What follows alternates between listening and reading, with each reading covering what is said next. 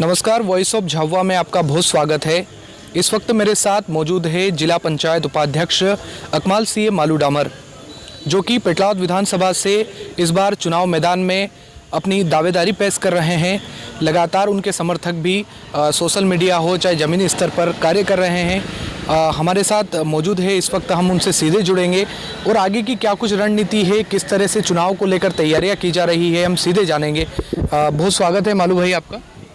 बहुत बहुत धन्यवाद आपको। विधानसभा चुनाव को लेकर काफ़ी आप सक्रिय नज़र आ रहे हैं। पेटलाद विधानसभा क्षेत्र में लगातार आप काम कर रहे हैं, जिला पंचायत उपाध्यक्ष भी है, क्या तैयारियाँ है? देखो, मैं जिला पंचायत सदस्य 3 बार हो गया मेरे को लड़ते लड़ते। 4 नंबर से 2 बार हुआ है और 12 नंबर से 1 बार लड़ा हूँ और हज़ारों से मैं जीता हूँ। मेरे दोनों वार्ड की जो आवाज़ है कि हमने और हमारे कार्यकर्ताओं ने जो बैकग्राउंड तैयार करा है, वो कहीं न कहीं ऐसा तैयार हुआ है कि उन्होंने बात रखी है कि बोले आपने को विधानसभा लड़ना है और विधानसभा के लिए हम दावेदारी कर रहे हैं। लगातार आप जिस तरह से मैदान में काम कर रहे हैं, जनता के बीच पहुंच रहे हैं, जनता का क्या रुख है, जनता के मन में क्या है? इस बार नया चेहरा चाहती है जनता। देखो, एक तो सीधा सीधा है कि एक बाज़ार से और एक ग्रामीण क्षेत्र से एक ही आवाज़ उठ रही कि चेहरा इसलिए बदलना है कि क्योंकि कई लोगों ने कई जगह जा के न मंदिरों पे, मस्जिदों पे, कहाँ भी जगह है, सब जगह इन्होंने वादे किए हैं, तो वादे पे खरे नहीं उतरे हैं। उसी वादे को लेके न ग्रामीण की आवाज़ आ रही है कि भाई चेहरा बदले और चेहरा बदलने के साथ साथ विकास का, हमारे ग्रामीण में विकास भी होए। तो टिकट को लेके कांग्रेस में ऐसा है कि मेरा 22 साल की राजनीति है। 22 साल की राजनीति में सतत हम जीतते आए हैं और हमारे एक ग्रामीण क्षेत्र की आवाज़ है कि इस बार विधानसभा में परिवर्तन किया जाए और विकास को लेके परिवर्तन किया जाए। और हमारे क्षेत्र की जो जनता है, वो जनता में आक्रोश है कि इन लोगों ने और जो इनके कार्यकर्ताओं ने जैसे झूठे झूठे वादे किए, डीपीओ पे गए हैं, सब जगह गए हैं, ये तो इन्होंने एक जगह भी खरे नहीं उतरे। इसलिए परिवर्तन चाहिए। और जो टिकट की बात आ रही है, आगे टिकट में जो आला कमान है, हमारे जो बड़े बड़े नेता हैं, जो भी हैं, उन्होंने हमको विश्वास दिलाया है और कहीं न कहीं विश्वास है हमको कि हमको टिकट हो सकता है। आपके साथ ही कुछ और भी लोग हैं जो कांग्रेस में अच्छे नाम है, दिग्गज नेता है जो लगातार आपके साथ में हैं, वो लोग भी दावेदारी कर रहे हैं। तो क्या आप सभी लोग दावेदारी कर रहे हैं, क्या रणनीति है? जैसे कि हमारी विधानसभा में 5 जिला पंचायत सदस्य का वार्ड है और एक नगर पालिका है। तो नगर पालिका में भी हमारे कई कार्यकर्ता जुड़े हैं और 500 वार्ड के जो मेन नेता है, जैसे कि 4 नंबर है, 3 नंबर है, ऐसे में हमारे 500 वार्ड के नेता हमारे साथ जुड़े हैं और एकदम उनके वार्डों में सक्रिय हैं।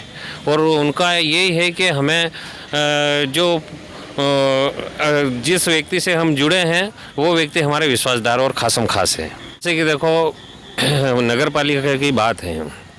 नगर पालिका में 15 वार्ड है, 15 में से कांग्रेस एक जीता है और एक जगह इनको कहीं न कहीं कारणों से उम्मीदवार नहीं मिला।